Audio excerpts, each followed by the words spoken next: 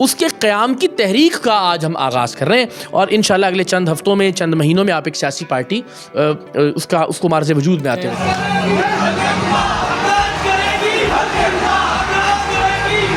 لوگوں کو وہ ذہنی غلامی کے تالے توڑوانے ہیں ہم نے، کہ جس میں وہ یہ سمجھتے ہیں کہ بس لیڈر ایک ہی ہوتا ہے یا لیڈر صدیوں میں پیدا ہوتا ہے۔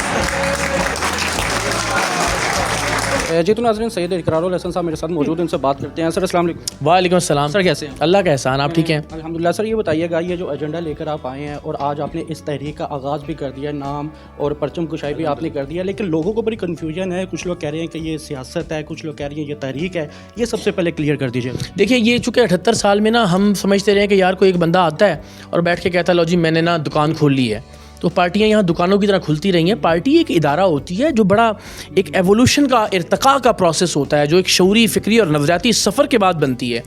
چونکہ ایک ادارہ ہے، ظاہر ہے وہ یہ نہیں ہو سکتا کہ آپ ایک ادارے جو ہیں وہ ظاہر ہے بہت وقت میں ڈیولپ ہوتے ہیں۔ تو ہم نے چونکہ یہ سمجھا کہ یار ایک بندے نے کہا جی میں نے دکان کھول لیا، ایک دن عمران خان صاحب نے دکان کھول لی، ایک دن نواز شریف صاحب نے دکان کھول لی، جو نا ایک دن بھٹو صاحب کی، تو انفارچونیٹلی یہاں دکانوں کی طرح سیاسی جماعتیں کھلتی رہی ہیں۔ میں یہ سمجھتا ہوں کہ جو سیاسی جماعت، جس سیاسی جماعت کی ہم بات کر رہے ہیں، کہ جو کسی ایک بندے کی ملکیت نہ ہو، جو کسی ایک خاندان کی ملکیت نہ ہو، جو لوگوں کی ملکیت میں ایک ادارہ ہو،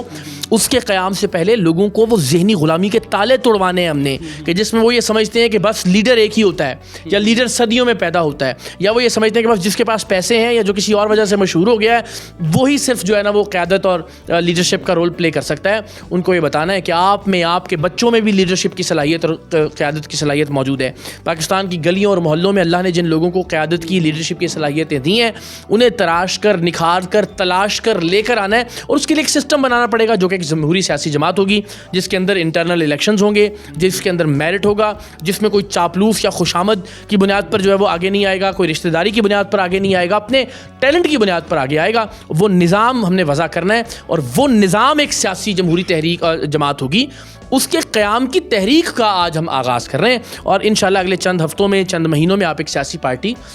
اس کو معرض وجود میں آتے ہوئے دیکھیں۔ بہت زیادہ سوالات عوام کے ذہن و گمان میں آتے ہیں کہ اقرار الحسن اگر تحریک چلا رہا ہے یا سیاسی جماعت بنانے لگا ہے، وہ خود کیوں نہیں آگے آ رہا؟ ایسی کیا کوئی سپورٹ ہے اقرار الحسن کے پاس؟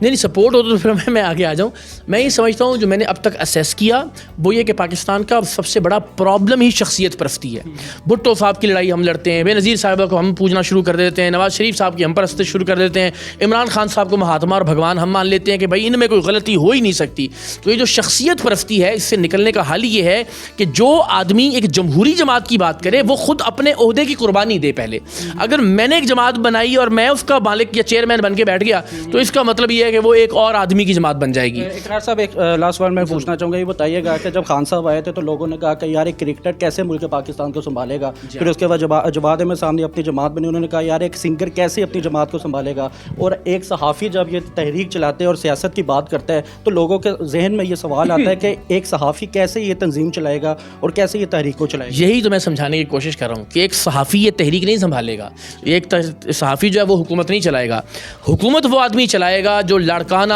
سہون، دادو، جیلم، بورے والا، عارف والا، آزاد کشمیر، سوابی، چار سدہ، بلوچستان سے جعفر آباد، اوفتہ محمد، یا وہاں سے جو نوجوان اس تحریک کے نتیجے میں الیکٹ ہوتا ہوا اپنی قابلیت اور میرٹ کی بنیاد پر، شفافیت کی بنیاد پر، الیکشن اور جمہوریت کے ذریعے آگے آئے گا،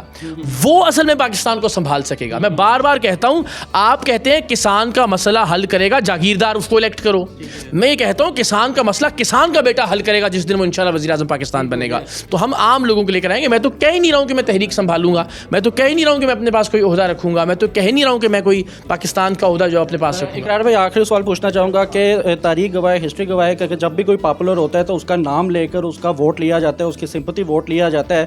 اینٹی عمران خان جب بھی کوئی اینٹی ہوتا ہے تو وہ اس لیے ہوتا ہے کہ یار مجھے ووٹ ملے، مجھے لوگوں کی سمپتی ملے، یا یہ کیا معاملہ یہ ذرا بتائیں۔ نہیں، یہ تو اس کے برعکس ہے نا۔ اگر آپ کو لگتا ہے کہ آپ چونکہ عمران خان اس وقت پاپولر ہیں تو ان کے اگینسٹ بات کر کے تو ووٹ وغیرہ کا امکان اس وقت کم ہو جاتا ہے، لیکن ان کی طرف سے کافی زیادہ آپ کو ماشاءاللہ سپورٹ مل رہی ہے آپ کے بغیر کہیں۔ اللہ کا شکر ہے۔ میں سمجھتا ہوں پی ٹی آئی کا سوشل میڈیا وہ ہمارے پیغام کو ہم سے زیادہ بہتر طریقے سے لوگوں تک پہنچا رہا ہے۔ پوری الحمدللہ وہ ویڈیو لگاتے ہیں، وہ سب میرا خیال ہے وہ میسج پہنچ رہا ہے ان تک انشاءاللہ، اور یہ دل سے ان کو بھی پتہ ہے ہے کہ یہ جو بات ہو رہی ہے یہ بات ٹھیک ہے, سیاسی جماعت میں جمہوریت ہونی چاہیے, شخصیت پرستی نہیں ہونی چاہیے, ایک آدمی کو فیصلہ نہیں کرنا چاہیے, مشاورت سے ڈیسیژنز ہونے چاہیے, عام آدمی اور مڈل کلاس نوجوان کے پاس برابر کا موقع ہونا چاہیے کہ وہ لیڈر بنے, قابلیت کی بنیاد پر, چاپلوسی اور خوشامد کی بنیاد پر نہیں. اس بات سے کون اختلاف کر سکتا ہے؟